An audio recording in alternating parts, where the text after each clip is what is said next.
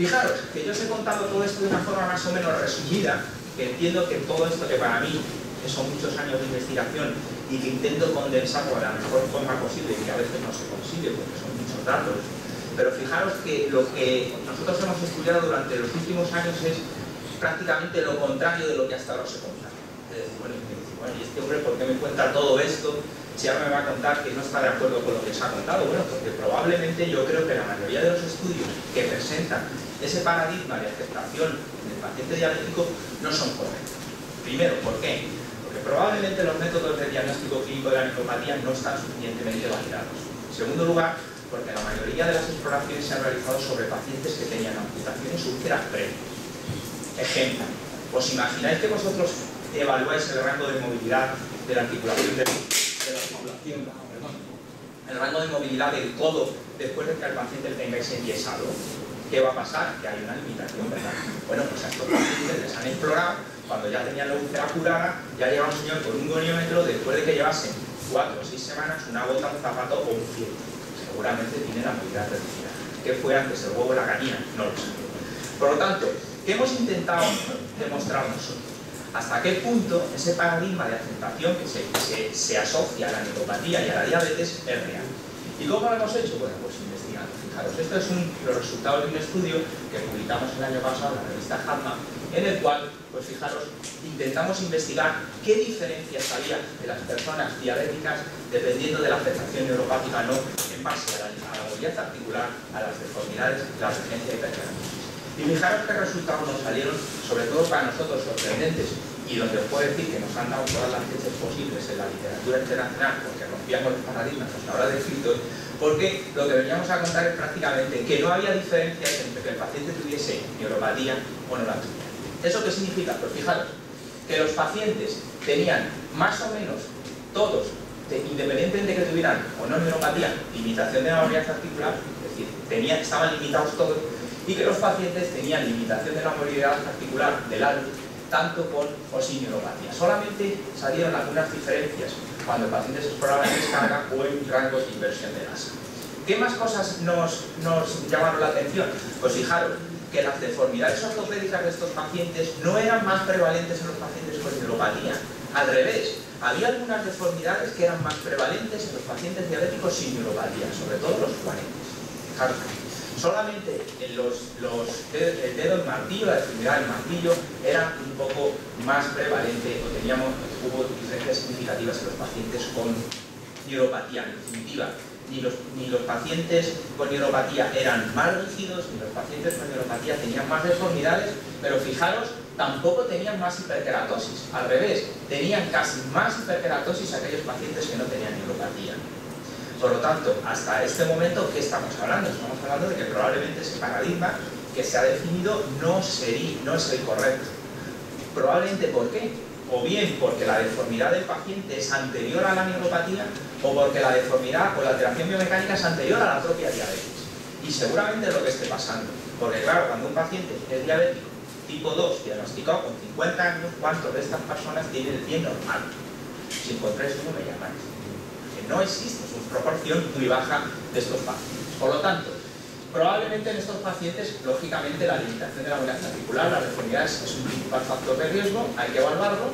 Probablemente en estos pacientes hay que ver cómo podemos circunscribir cuáles son los factores asociados solamente a la neuropatía, o cuáles son los factores que el paciente ya tiene adquiridos previamente a la diabetes y a la propia neuropatía, y lo que hay que investigar. Fijaros, en otras investigaciones que hemos visto, pues fijaros, hemos visto algunas cosas interesantes.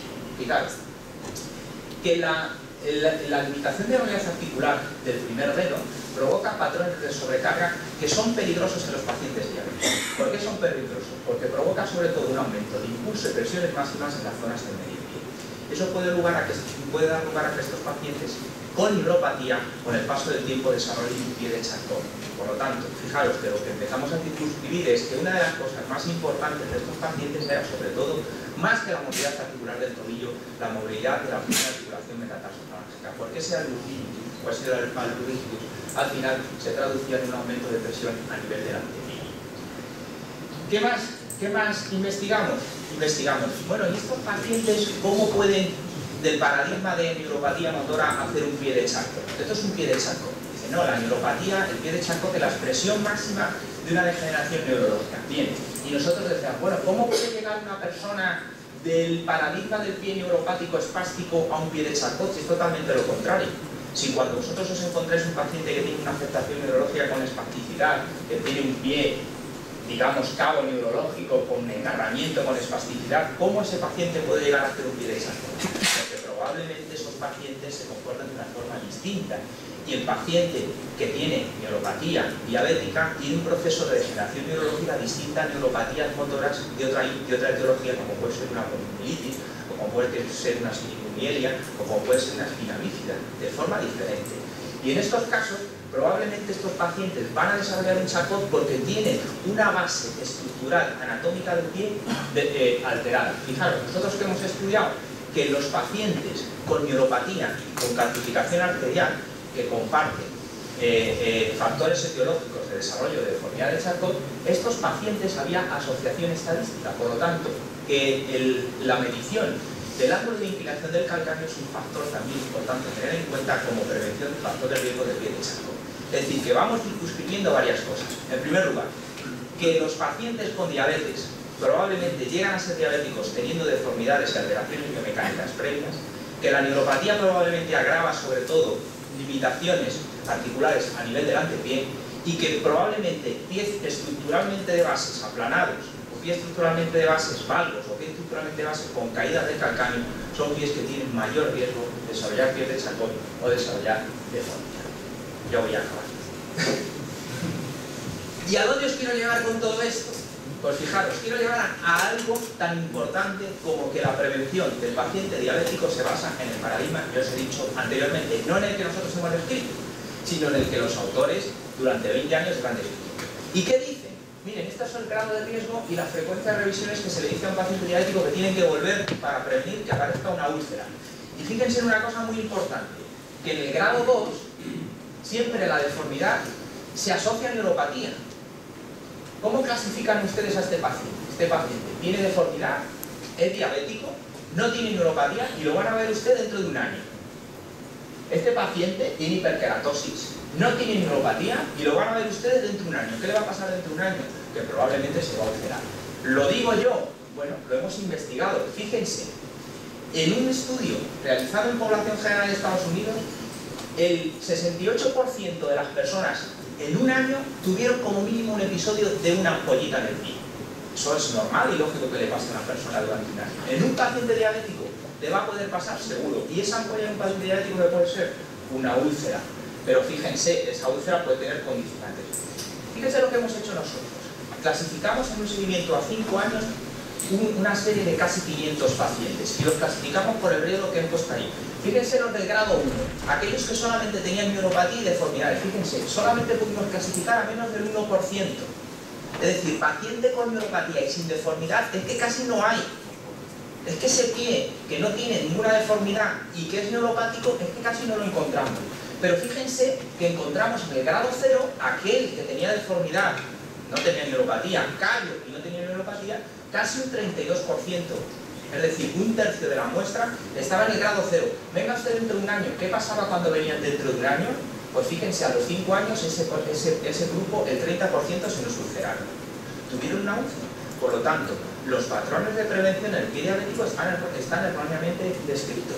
Porque yo le estoy diciendo a mi paciente que venga dentro de un año cuando tiene factores de riesgo que no se están filiando, que es deformidad ortopédica, que es alteración biomecánica, que es callosidad y que deben de evaluarse por un profesional, en este caso el podólogo, antes de un año, porque ese paciente va a tener una úlcera, que a veces es un proceso séptico, que a veces es una lesión que se provoca por un pequeño roce y que al final da una ulceración y que lógicamente ese paciente acaba en una amputación. Por lo tanto, muchas veces la literatura científica es tremendamente complicada, la transparencia de aquello que es algo tan obvio, que nos tiene que llegar a tener algo claro, qué paciente tengo que prevenir, no es a veces tan sencillo, a veces es mucho más complicado. Y fijaros, ¿qué es lo que probablemente pase? Pues nosotros seguimos investigando en esto y lo que vemos es que las variaciones en nuestros pacientes diabéticos con y sin neuropatía están sobre todo presentes en los pacientes que ya son diabéticos.